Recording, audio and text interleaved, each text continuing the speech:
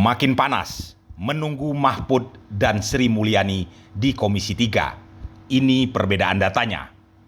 Pada 12 April 2023, Komisi 3 telah mengagendakan untuk mendatangkan Mahfud MD dan Sri Mulyani di RDPU Komisi 3. Kedatangan keduanya sangat dinanti karena pada RDPU 29 Maret 2023 lalu ada perbedaan data yang disampaikan oleh Mahfud MD dengan yang disampaikan Sri Mulyani sebelumnya.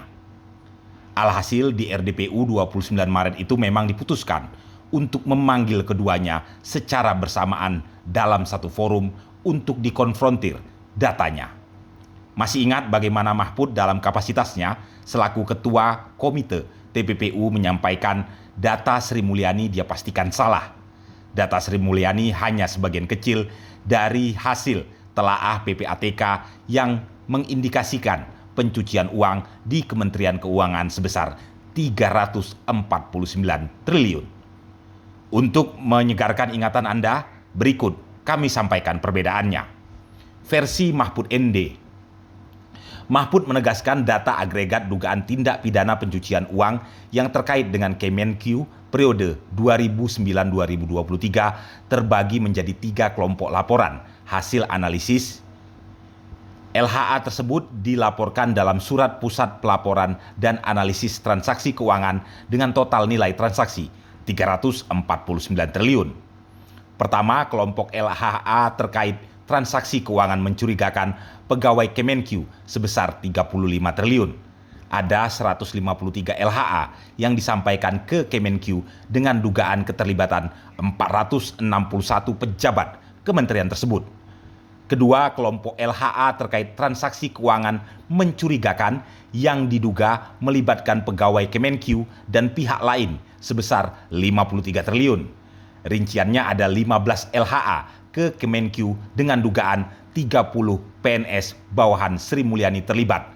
Ketiga, LHA dalam kelompok transaksi keuangan mencurigakan terkait kewenangan Kemenq sebagai penyidik tindak pidana asal atau TPA dan TPPU yang belum diperoleh data keterlibatan pegawai Kemenq. Mahfud menyebut angkanya adalah 260 triliun dengan 32 LHA yang disampaikan ke Kemenq. Jadi totalnya adalah 349 triliun. Lalu bagaimana versi Sri Mulyani?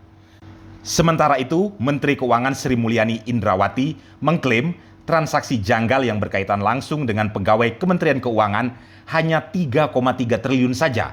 Nilai tersebut jauh lebih rendah dibanding dengan temuan Pusat Pelaporan dan Analisis Transaksi Keuangan PPATK yang mencapai 349 triliun selama periode 2009-2023. Jadi yang benar-benar berhubung dengan pegawai Kemenq itu 3,3 triliun. Ini dari 2009 sampai 2023 atau 15 tahun seluruh transaksi debit kredit dari seluruh pegawai yang di-inquiry. Tutur Sri Mulyani dalam RDP bersama Komisi 3 sebelumnya.